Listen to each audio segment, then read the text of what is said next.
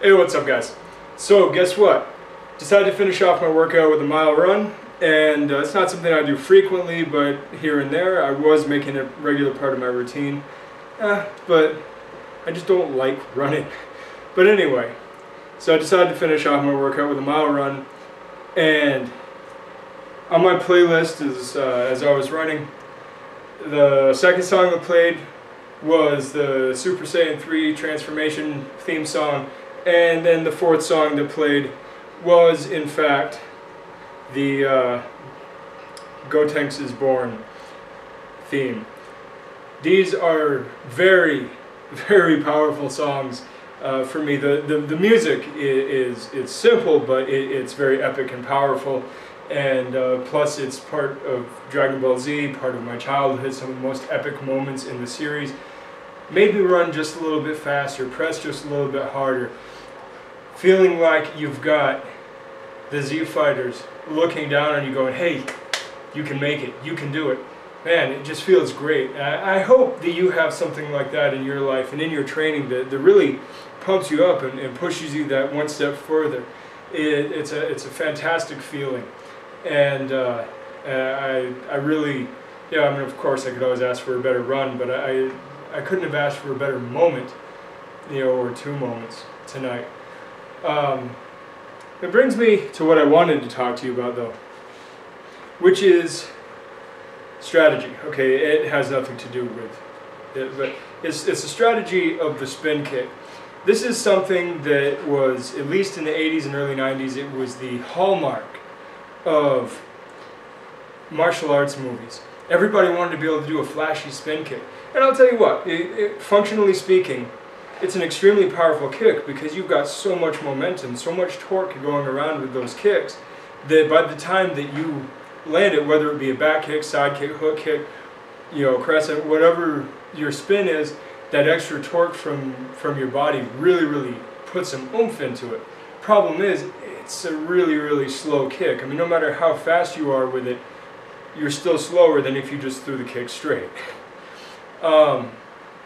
And it begs the question, why were spin kicks created?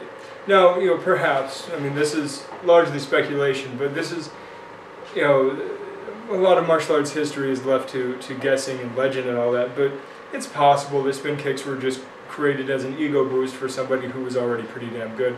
But more than likely, the spin kick was created as a diversionary kind of tactic, or more likely as a recovery tactic. You see, there are very few times in a fight where the best course of action is to spin around, show your back to your opponent, and then kick him. Now, it could be used in a diversionary fashion, make him think you're doing something, make him close in, you know, maybe the distance is bad, make him close in, and then wham, you pop him with a kick. But that's thin, that's light. The more reasonable reason to train a spin kick, if you do it all, is in the case that you get turned for some reason. Maybe it could be you threw a stepping hook punch and ended up in a vulnerable position, but you wanted to keep the circle going.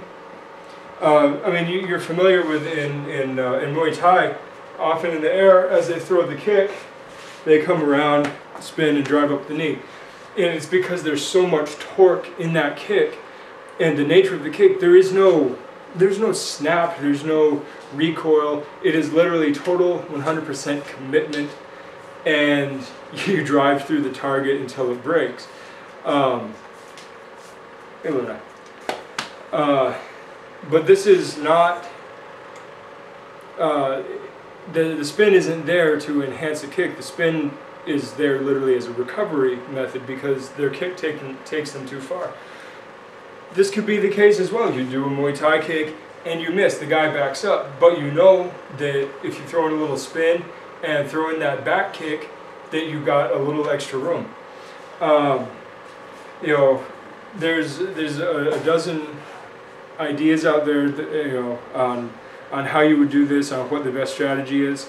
I'll tell you, I used my ego a little bit too much a few years back, and in my fight against Owen Martin at one of the King of the Cage events, my opening move was a spin kick, and it was a stupid and cocky move, and he capitalized on my mistake. First of all, I kicked over his head. Second of all, he could see it a mile away, but first of all, I kicked over his head.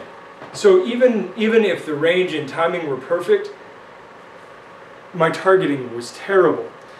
And because he capitalized on it, I ended up losing the fight, and that's fine. There are worse opponents to lose against. He's a pretty good fighter. But the big thing is that don't just be cocky. Don't come off half-cocked and be like, ah! And decide that that's the best thing to do, because it's not. It's not. But if for some reason, you go to kick and some guy checks your leg off, well, go ahead and continue that circle. Plant. Just because, you've got the momentum going. So just plant and pivot and toss it around. There are lots of good reasons and lots of bad reasons to do anything in martial arts. Everything leaves you vulnerable. And this brings me to my biggest point of, you can do anything if you can do it. You can do anything that you can get away with. But just make sure that your structure, your timing, your leverage, your range, all of that is perfect. Because if it's not, you're going to fail. There's a lot that goes into having a successful attack, and spin kicks just happen to be minorly successful. And if you're going to do it, make sure that you've got all the logistics down.